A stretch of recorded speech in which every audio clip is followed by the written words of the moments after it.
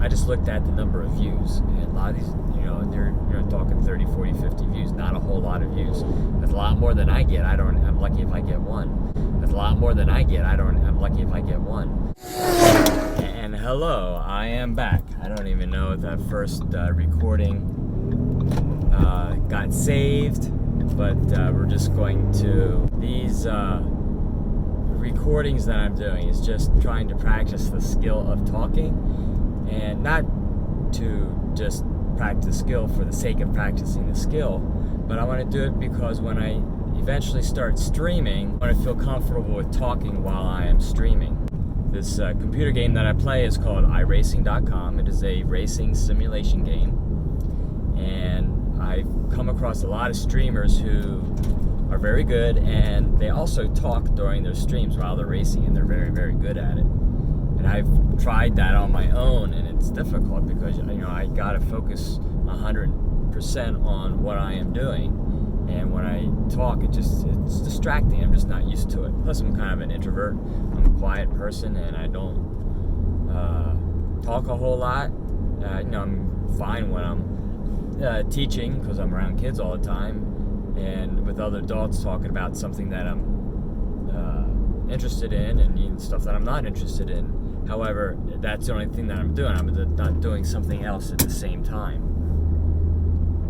So that's why I am doing this. And I've even seen people do video recordings like this in their car.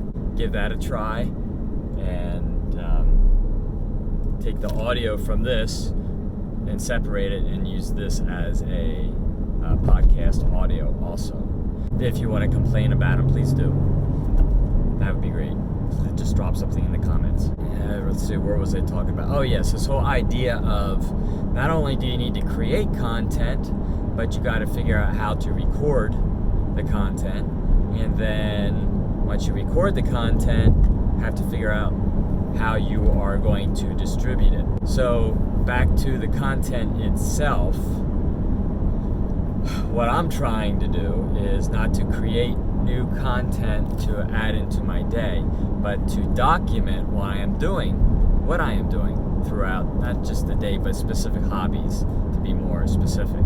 I have my slot car racing, I have my sim racing, going to the track, just to visit and watch some real racing. So that's the content that I am basically focused on. So I'm just documenting that process, documenting what I eventually want to do, and this is like I want to enjoy the process of doing all this, but I want it to lead to something. And this morning I went on Twitter, and that's where my mind was. I was writing about, what was I writing about? I was writing about this idea of, you have this goal in mind, everybody's focused on the goal, and forgetting that, well, the most important thing is not the goal, it's the actual journey, the process of getting to that goal, and falling in love with that process. And to be honest, I kind of forgot exactly what was in those tweets. There's like 5 or 6 of those tweets, and I'll turn that into a blog post, and maybe I'll turn that into a specific podcast on its own also. This idea of creating new content every day, and people have done it on YouTube many times and probably making lots of money doing it, and that's great, but that's not where my mind is. I don't want to do that because I'm just not creative in that way, and I don't want to be creative in that way. My content for the past 30 years has been teaching music. Okay, that's my creative content, and that takes a lot of energy in itself, and I'm glad I've done that, and that's where I find my joy, my daily. That's been my career, and so that's my content there. But at the same time, I'm not creating new content. All these teaching philosophies that I use, and songs and whatnot, stuff that has already been created.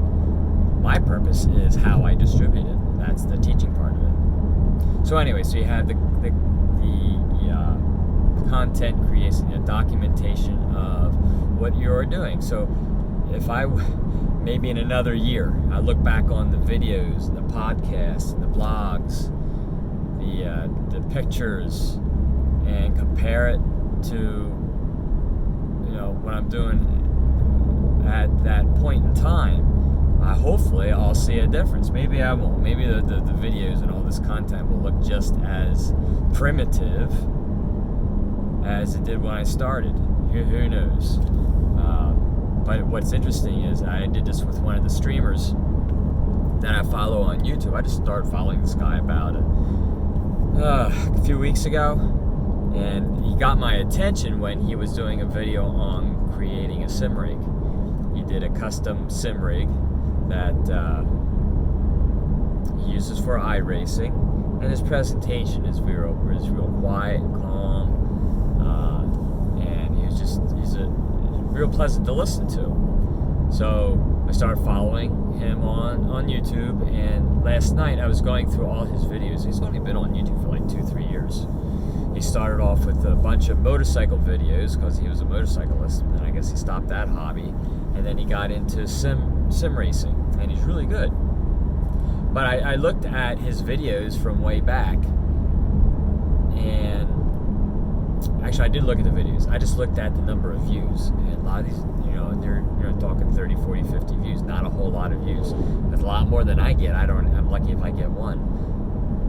However, I looked at the progression through the past 2-3 years, and even there's not a whole lot. They're very consistent in the way of views, but I do see the progress in the thumbnails of his YouTube videos, going from just starting out with in-car cockpit views to more views of the cars that he used, to the sim rig, to him in the having a video camera on him also, and then also talking about upgrading his sim rig, the steering wheels, the pedals, monitors, going from basically a desk setup, or no, a GT Omega setup, to more advanced 80/20 aluminum setups. Yeah, so watching his videos is quite, they're very enjoyable to watch. So where was I going with this? So it's just seeing the progress from the beginning to where he's at right now. And I've done that even with other people that I follow that have nothing to do with sim racing. And it is fascinating to go back, as long as they didn't delete them, to see how they progressed from how they act and perform now compared to the way they did back when they started. And there's usually quite a difference. I mean, you go on YouTube and the videos that come up, they're so polished.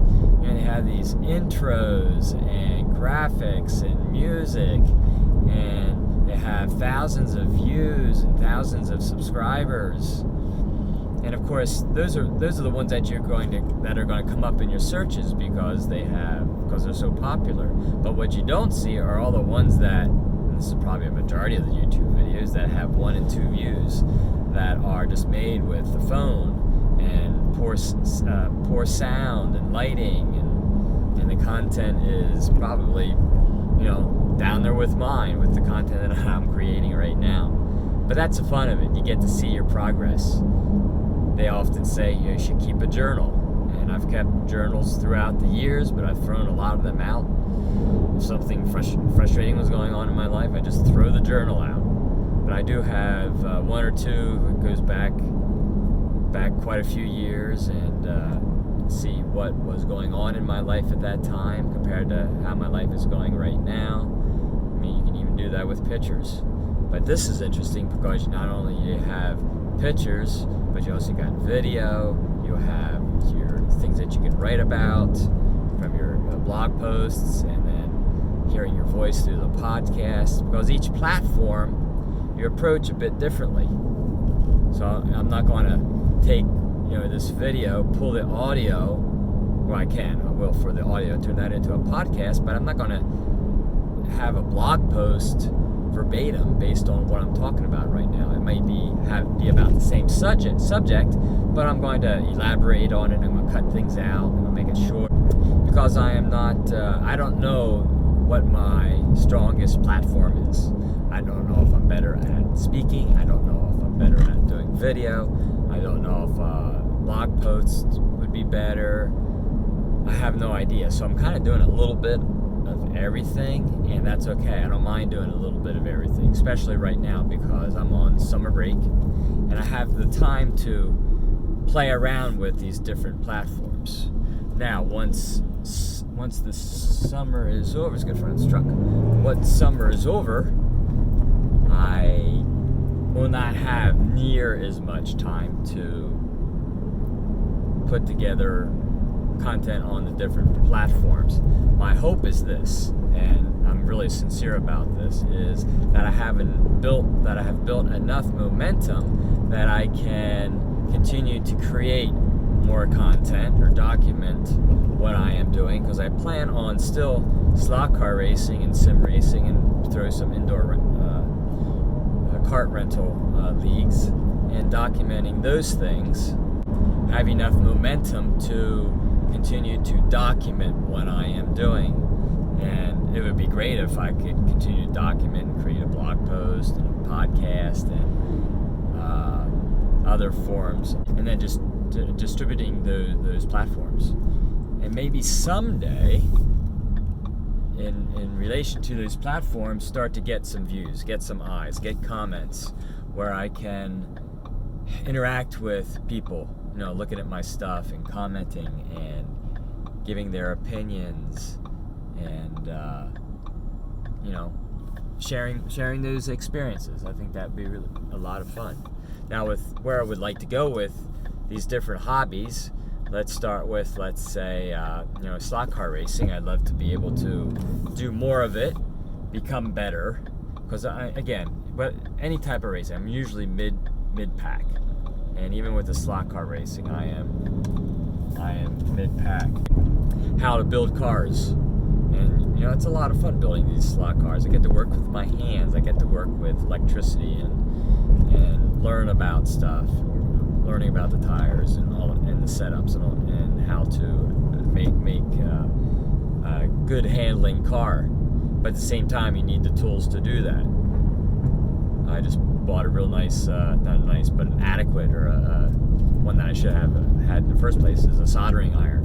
And I compared that to the cheap soldering iron that I bought at Home Depot, and boy, it really makes a difference. So just having the right types of tools makes a difference. The other thing is, getting more track time.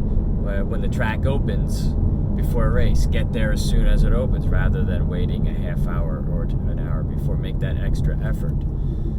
And then at the same time, sharing that struggle of going to the hobby shop when it's 30 degrees out and the weather's not good and it's dark and you had a long day and you're tired. Put all those things together. It creates a struggle, and that struggle is exacerbated by the fact that it's something that you want to do, but at the same time, you don't have to do it. And when you don't have to do it, well, then you can just stay home, watch TV, and eat your bowl of ice cream, which I really enjoy doing also. The other hobby that I have is sim racing. Right now I have a setup on my desk, which is an IKEA desk, bookshelves with a desk attached to it, with a steering wheel, an old Mobo steering wheel and pedals that goes back at least 10 years. It's the second Momo wheel that I've had. The pedals are original. They're probably like 15 years old. And the computer I bought last year is just a $500 computer from Best Buy. And the monitor is just a small 24-inch monitor. And that's what I race on iRacing with. And I really think that my level of racing is not very good. And I think it's partly because of my setup that I have. And I would love to be able to stream, have a nice rig, put all my eggs in this one basket and go for it and see where it takes me. Have a live YouTube videos and be on Twitch and try to build a community. Not because I'm good at racing. I don't think, I'm 50, almost 56. I'm not a talented race car driver. I never will be. However, I really enjoy it. There's things in racing that I will always enjoy. Just being around the sights and the sounds and the smells and the competition. So it'd be really cool to have a Twitch schedule, and then a Twitch schedule where once a week or twice a week or whatever I decide to do is to stream. However, I cannot do that with my current computer or, well, my current computer. I could do it with my rig. Just, obviously, still won't be that good at it. And then to create a channel that is somewhat entertaining, and if I can throw in some educational stuff, that'd be great also. But like I said, what would I be good at? What could I capitalize on if I'm not good at racing? Does that mean that I shouldn't race at all? No, absolutely not. Okay? Maybe the more I do it, obviously I'll get better, and it will be more enjoyable, but at the same time, we all do things that we really, really enjoy and love doing, but we're not the best at it. We're not experts. And I don't think you have to be an expert, at least not at that. Not an expert at winning or maybe having a large YouTube following. Maybe you're an expert at something else that's completely different, that can be how do you want to say, grown at scale within your channel. And you don't know what that is until you start doing it, and then you recognize that piece, and then you use that to build up your whatever your goal is. So that's that has to do with the sim racing. And last is the karting. I love karting, but it's expensive. Now there are some indoor rental kart places that have programs every once in a while. I got one that has an endurance event coming up beginning of September, and hopefully the other indoor karting facility will do their winter league again. The other is going to local racetracks and doing their one-day racing experiences. And then why am I doing this? This is a process, and this process is hopefully to get me to someday doing all this stuff full time, which means it's the only thing that I do. I'm basically be a full-time hobbyist and use that as my retirement activity idea. Who knows what'll happen. Anyway, so boy, this is 20 minutes into this that I've been rambling on, and as you can see, I am just practicing this skill called talking, where just one thing leads to another. I talk about things over and over again, and it also helps me personally to kind of stay focused, to remind myself what I enjoy, what I would like to work on. All right, again, this is it for Jim's audio experience, and if you enjoyed anything or didn't enjoy anything, you got your thumbs up and thumbs down that you can use, or leave a comment. That'd be great. I'll definitely reply. All right, y'all have a good day now. Bye.